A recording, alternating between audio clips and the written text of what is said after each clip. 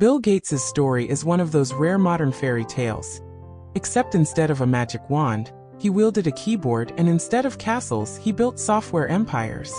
Born in the mid-1950s, long before the internet buzzword and smartphone frenzy, Gates grew up at a time when computers were giant, mysterious machines reserved for universities and governments.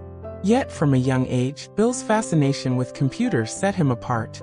His journey from a curious, sometimes mischievous boy in Seattle to one of the richest and most influential people on the planet is not just a tale about business success. It's about curiosity, ambition, rivalry, and the kind of dogged persistence that turns a fledgling idea into a worldwide revolution. It's also about learning from mistakes and later in life, using immense wealth and influence to tackle the world's biggest problems. Early years, a boy obsessed with the digital world. William Henry Gates III was born on October 28, 1955, in Seattle, Washington. His father was a prominent lawyer, and his mother sat on several influential boards. Growing up in a comfortable, intellectual household, Bill had access to good education and resources, but what made him different was his relentless curiosity, especially for technology, a field that barely anyone paid attention to back then. When Bill was just 13, he was introduced to a computer at his private school, Lakeside. This moment was pivotal.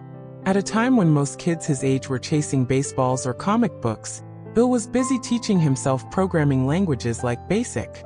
His obsession quickly turned into something deeper. Bill was not just dabbling. He was hacking, sometimes innocently and sometimes pushing boundaries, trying to understand how these machines worked and what they could do. He even managed to find ways to gain unauthorized access to his school's computer system, not to cause harm, but because he was fascinated by the challenge. His teachers and parents recognized his talent, but sometimes worried about the intensity of his focus. They encouraged him to find balance, but Bill was already thinking big. Meeting Paul Allen, the perfect partnership. In the late 1960s, Bill met Paul Allen, another teenage programming whiz. The two bonded over their love of computers and shared a vision that technology could change the world. While Bill was more business-minded, Paul was the technical genius. Together, they were the perfect team. Their friendship and collaboration would soon lead to one of the biggest tech success stories of the 20th century. By 1975, when the Altair 8800 microcomputer came out, the pair saw an opening. This tiny box was far from the sleek laptops or smartphones we know today. It was a rudimentary kit that hobbyists could assemble and tinker with. But Bill and Paul realized that if they could write software for the Altair, they could be part of the personal computing revolution that was just beginning. The birth of Microsoft, coding a future. The story goes that when Bill heard about the Altair, he flew to Albuquerque, New Mexico, to meet the company that made it. He promised to deliver a version of the basic programming language for the machine, even though he hadn't written it yet. With Paul's help, he quickly developed the software and impressed the Altair's creators. That software became Microsoft's first product. At the time, Microsoft was just two young guys in their early 20s, working out of a tiny office. But their vision was enormous. They wanted to put a computer on every desk and in every home. A phrase that sounded outrageous to many in the mid-1970s. Yet, that bold ambition became their guiding star. Rapid growth and the Windows revolution. The 1980s brought explosive growth for Microsoft. The company's defining moment came when IBM approached them to supply an operating system for its new personal computer. Microsoft didn't have one ready, so Bill struck a deal to license an existing system, which they bought, modified, and rebranded as MS-DOS. This savvy move put Microsoft software at the heart of the PC boom. Windows followed soon after, launching in 1985 as a graphical user interface that made computers accessible to millions. Before Windows, using a computer meant memorizing cryptic commands. After Windows, you could click icons, open windows, and interact visually, an innovation that changed the way people worked and played forever. Bill Gates was the driving force behind these breakthroughs, known for his intense focus, demanding leadership style, and incredible attention to detail. While some found him difficult, there was no denying his vision and relentless pursuit of excellence. His competitive streak and business instincts pushed Microsoft to the forefront, making it synonymous with personal computing.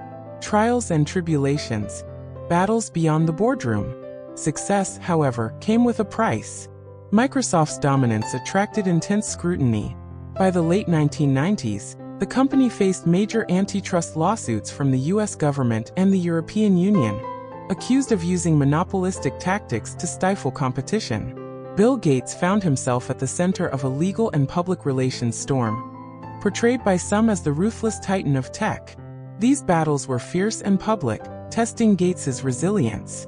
He handled them with a mixture of defiance and pragmatism, refusing to back down but also adapting to a changing landscape. The legal challenges forced Microsoft to modify some of its practices and open the door for competitors. They also marked a turning point in Gates's career, as he began to slowly transition out of day-to-day operations, from tech mogul to global philanthropist. By 2000, Bill Gates stepped down as Microsoft CEO, handing the reins to Steve Ballmer but remaining chairman and chief software architect. In 2008, he made a more dramatic shift, stepping away from Microsoft to focus entirely on philanthropy through the Bill and Melinda Gates Foundation. This move surprised many. How could the world's richest software genius suddenly become a full-time do-gooder? But philanthropy suited Gates perfectly.